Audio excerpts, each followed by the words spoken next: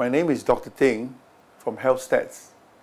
Today I'm going to talk to you about a very interesting phenomena. It's called pulse wave, the arterial pulse wave. We have to understand how the body generates a pulse wave. And generally what happens is the heart pumps and pushes out blood. When the heart pumps, it generates a pulse wave, which is a contour wave that travels along the arterial tree. The waveform is actually generated here and it goes right down to the big aorta and it's reflected back when the big aorta bifurcates or divides into two arteries. So the speed at which the reflector wave comes back is in fact very important.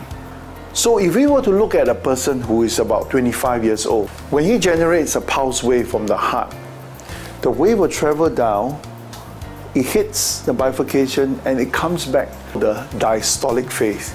You see, when the heart pumps blood during the systolic phase, which is called systole, when the heart rests, it's called the diastole. Unlike the rest of the body, the heart only gets its blood during diastole, when the heart rests.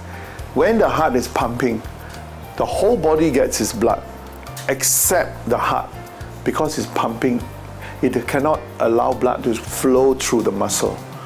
So for a good heart function, what the heart should do is to spend the least amount of time pumping and the maximum amount of time resting, which is ideal. But when you are about 40 years old, the vessels get a little bit stiff. When the heart pumps, the wave travels a little too fast. It comes back a little too fast. And it actually enters into the systole. So what you get is actually a wave and extra load for the heart to actually fight. So you are fighting your oncoming wave. Does the person feel anything? The answer is no. Now if you were to look at an 80-year-old, you actually see a very stiff artery. And when the heart pumps, the wave travels so fast, it comes back right at you at the systole. So what you end up with is the wave goes up and then it is augmented or increased by the reflected wave. And you spend about 2/3 of the time overcoming the wave. 1/3 of the time resting and getting the blood. The heart works harder, the heart rests shorter, and the heart has little time to get its own blood supply. And all this means that the heart will fail, the body is likely to get a stroke, and that is the understanding of what is important for a pulse wave. Not only we know that as we age, the waveform changes, or so-called the reflected wave changes. There is such a condition called central aortic pressure, which is the pressure at the root of the heart. The pressure at which, when the heart pumps, the blood comes out. Now this central aortic pressure is very closely related to the stiffness of the artery. When we look at a person who's young and you measure the blood pressure at the brachial artery, you actually find that the brachial pressure is very different and actually significantly higher than the central pressure. It can be as big as 30 millimeters mercury. But when we grow older, the brachial pressure and the central pressure comes closer. We also mean that the vessels get stiffer. And what is the significance of having central aortic pressure that is higher? There are big studies like the CAFE studies, the REASON study. All these studies have shown that different drugs can affect the central pressure differently. For example, in CAFE study, we have two groups of 2,000 over patients follow up for the next 5 years on the same blood pressure level that have been kept for 5 years. You're almost identical and they are matched for age, for sex, for everything else.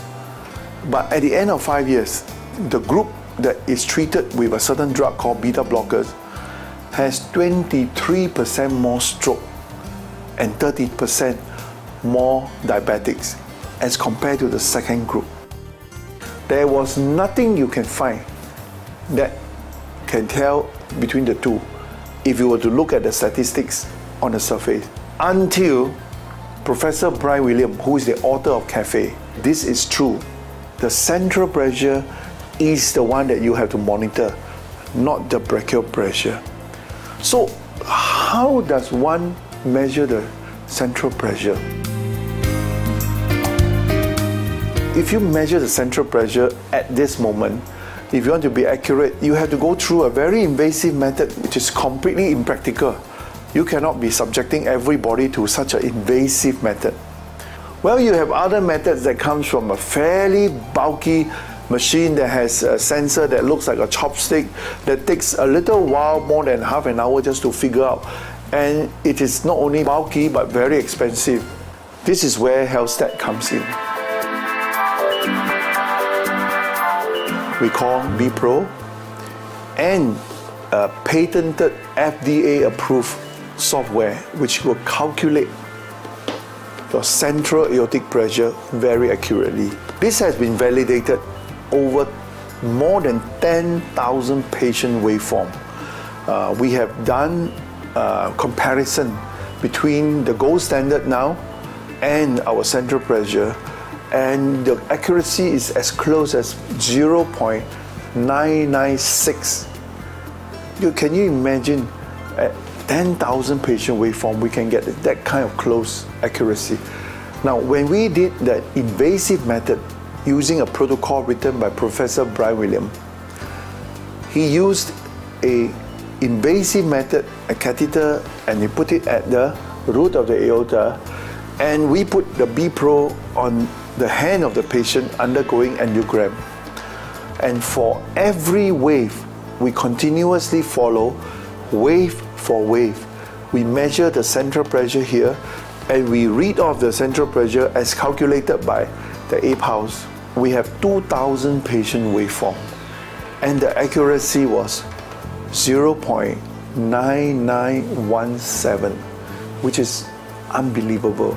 If you were to look at the waveform, and you look at that stiffening that's happening there, by choosing the correct drugs, you can see the reversal of the waveform. If we reverse all that, we are 3 steps ahead of the disease.